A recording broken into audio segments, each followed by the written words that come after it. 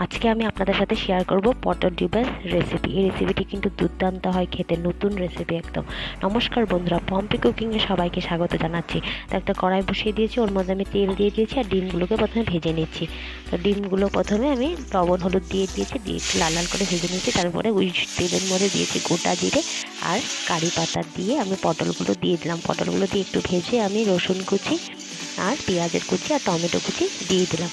তো রসুনটা আপনারা থেতো করে দিলেও হবে, আর টমেটোটা কুচি করে নিলে হবে একটা, আর পেঁয়াজ একটু বড় সাইজের দুটো দিলে হবে। তারপরে আমি মশলাগুলো দিয়ে দিচ্ছি, যেমন হলুদ গুঁড়ো পাউডার, লঙ্কার গুঁড়ো পাউডার, জিরে গুঁড়ো পাউডার, লবণ দিয়ে খানিকটা জল দিয়ে আমি মশলাগুলোকে কষিয়ে নিচ্ছি।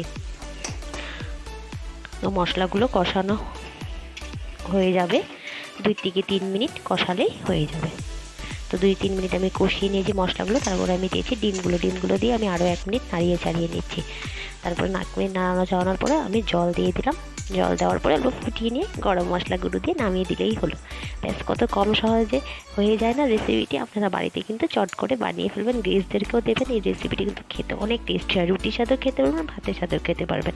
আর রুটির সাথে খেলে একটু গ্রেভি ট্যাভি রাখতেই হলো।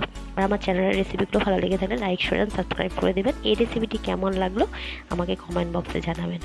আর এই রেসিপিটি ট্রাই করবেন। একটু ঢাকা দিয়ে রাখুন গরম মশলা দিয়ে আর কি। তো ঢাকাটা তুললাম, দেখুন কি সুন্দর। 2 মিনিট পরে ঢাকাটা তুলে ফেললে হলো। তারপরে গরম গরম খেয়ে ফেলুন। তো প্লিজ সাবস্ক্রাইব মাই চ্যানেল। তো please like, share and subscribe my channel. ভালো থাকুন, সুস্থ থাকুন।